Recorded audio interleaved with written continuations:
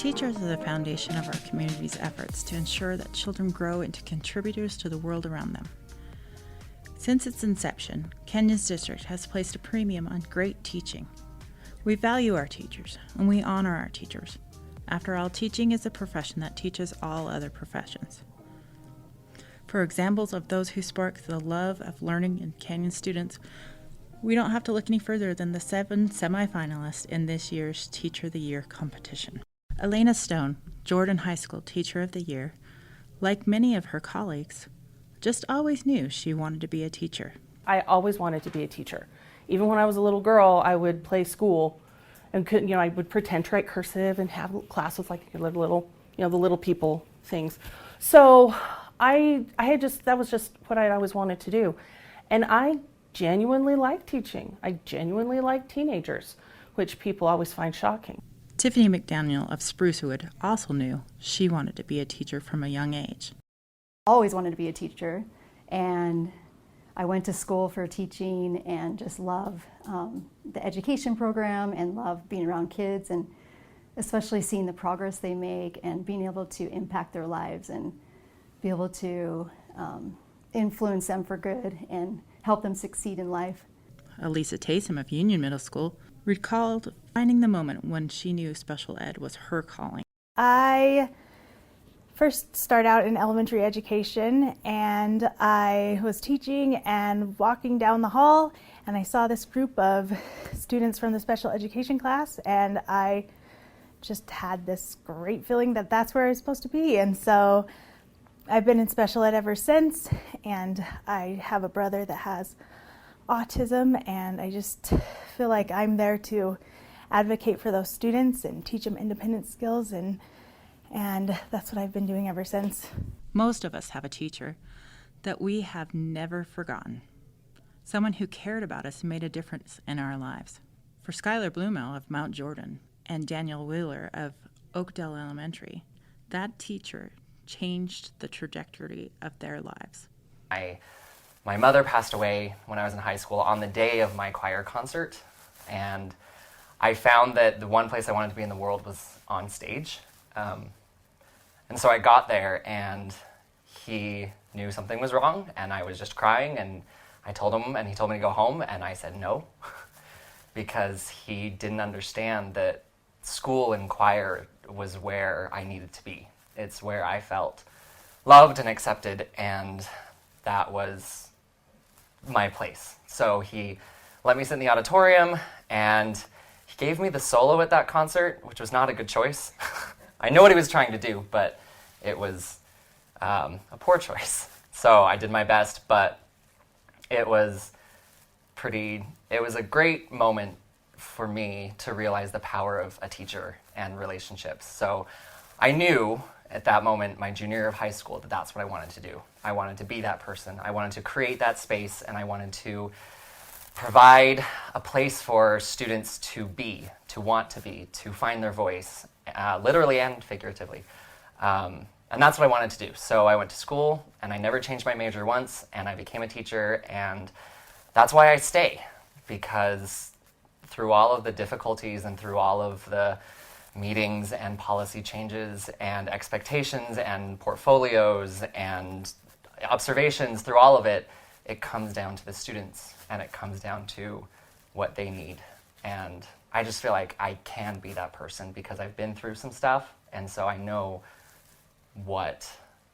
I feel like I know what can help them, and that's my goal. I'm going to go back a little bit. I was a child of 7 years old to a father who found himself being a single father, raising a 7-year-old girl and a 12-year-old girl back in the 80s. And so I was the student in every single classroom that we have here in Canyons and probably throughout the world, where I went to school and I smelled like cigarette smoke, and my clothes never matched, and my hair was never done, and my homework was probably never turned in, and possibly we didn't go to parent-teacher conference that often. We were on survival mode. So from second grade until fifth grade, it was kind of a challenging time for me, and I just kind of fell behind a little bit. In fifth grade, I had the most amazing angel teacher, Harold Grunick, who was also my principal and a teacher. Like, he split the time, and I found myself in the Lobby group of reading, and we were in a circle. I remember the direction I was pointing, what I was wearing, and I read out loud, and I looked over at him, and he just had these tears falling off his face. And he stood up, and he stopped everyone around us, and he said, "Danielle is a reader." And that was the first time in my life that I knew I was a reader and that I was a good student and I could do amazing things. So from that moment, I thought, I never want a child to have to wait until they're in 5th grade to know that they're a reader. So my passion and my goal is, as soon as the kids walk through my room, they know that they are an artist, they are a mathematician, they are a reader, they are an actor, whatever they want to be. And that is what I see as my role as a teacher, is that I don't want a student to ever walk out of my room and not know that I don't think that they have all the potential that they do, because they do. So Mr. Grunick changed the trajectory of my life. And what keeps me going is amazing experiences that I have with my kids every single day, their accomplishments, their progress, their standing a little bit taller, them reading out loud. I've got some really cool stories I could share about students who have overcome the most amazing odds this year, and that is why I keep coming back. When we asked the finalists if they would recommend their profession to others, Nicole Shawn gave an enthusiastic answer. I freaking love teaching. It is the best job you can imagine. You have an opportunity to come to work. I have 146 students right now. I have 146 opportunities to change someone's day. And I can't think of any other capacity where you can do that. There's no other forum where you have that much effect. And then you have 146 students that can affect your day. And so just these opportunities that we have as a teacher to give back is a serotonin boost. I mean, it's a dopamine rush. Like there isn't any other job like it. If you're thinking that you want to go into teaching, do it.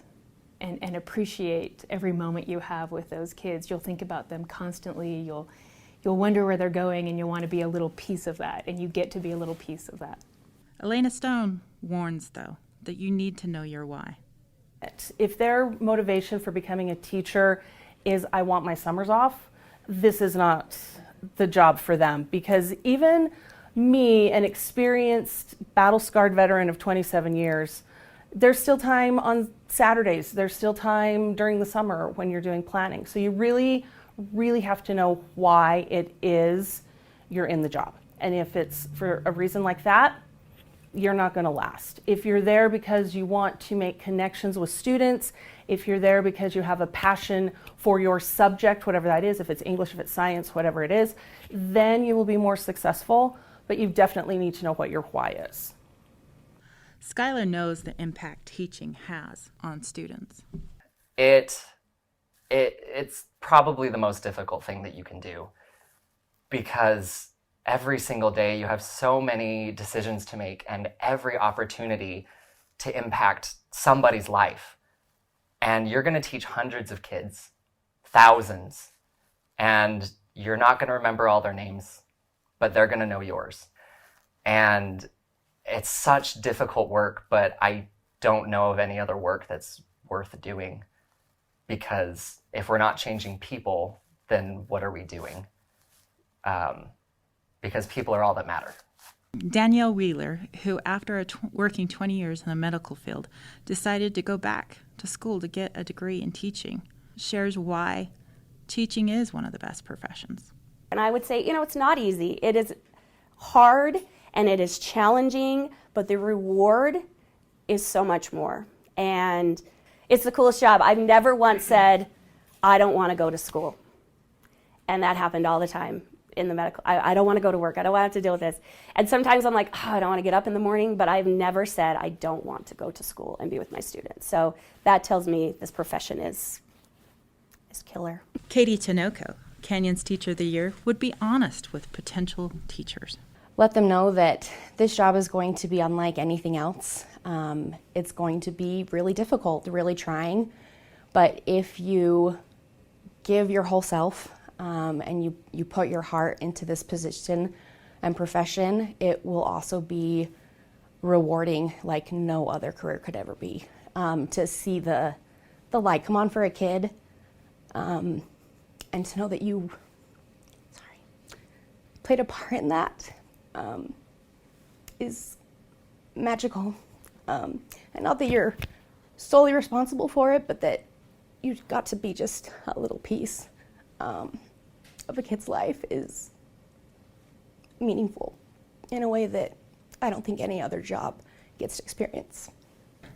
Teachers teach because they care, once said Horace Mann, known as the father of American public education.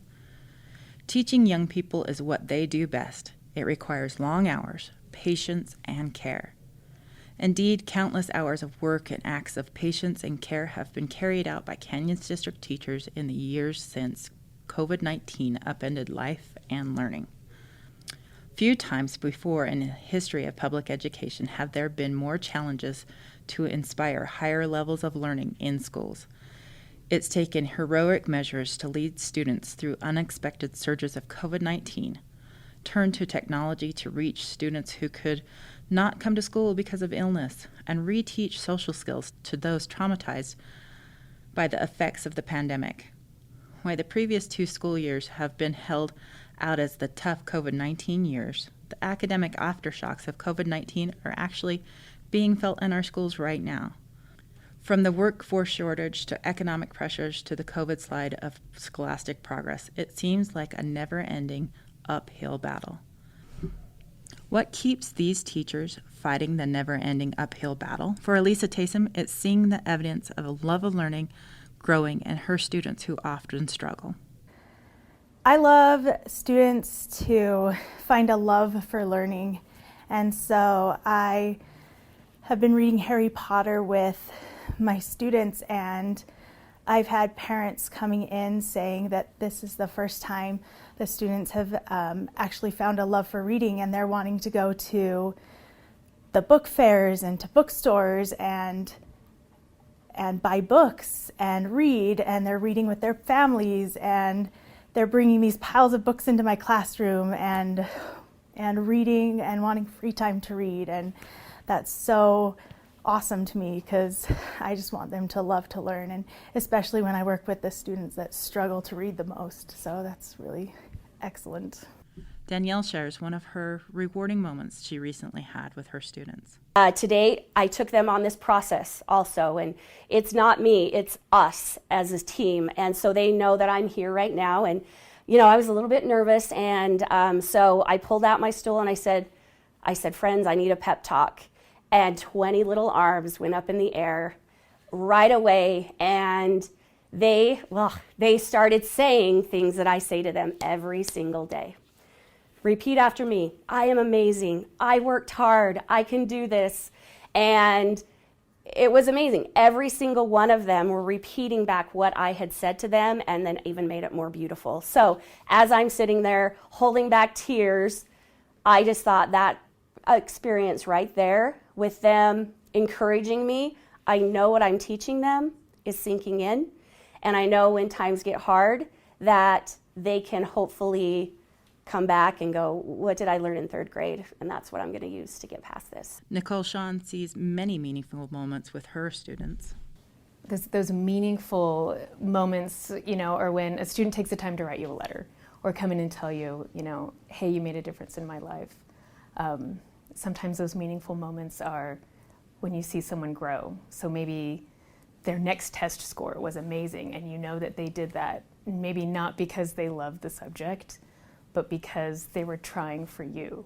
And they'll tell you, they give us so much more than we give them. When we say, hey, good job, all of a sudden you get back so much more than that. And you think, oh, I just gave them this little bit. I just gave them this little piece of information, and they've taken it and they thought, oh, wow, you believed in me. Or you get these little notes. And it's so amazing that a 15, 16, 17-year-old would take the time to tell you that.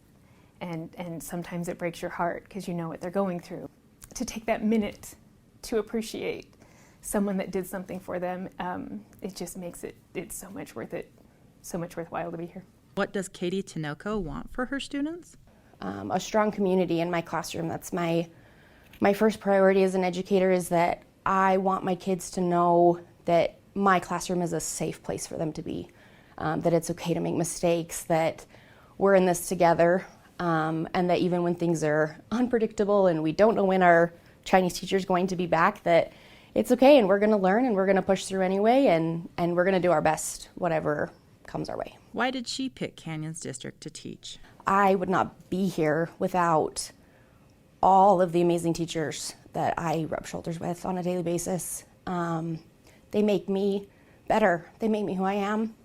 I love this job, and I love my kids, and I love what Canyons District stands for. I love its values and mission and its goal of helping kids reach their ultimate potential of being college and career ready, and not just saying that, but meaning it. It's been said that a teacher takes a hand, opens a mind, and touches a heart. The stories these teachers shared show that to be true. Simply put, Canyons District teachers are the most outstanding professionals that public education has to offer. Teachers, you do make a difference every single day. The saying, "to teach is to touch a life forever," is so true. Teachers touch lives for a brief period of time, but the impact is lasting. Every day, the worlds of Canyons District students are made bigger, bolder, and brighter because of the stellar work of our teachers. Thank you, teachers. You're amazing. You've been listening to Connect Canyons. I'm Stephanie Christensen.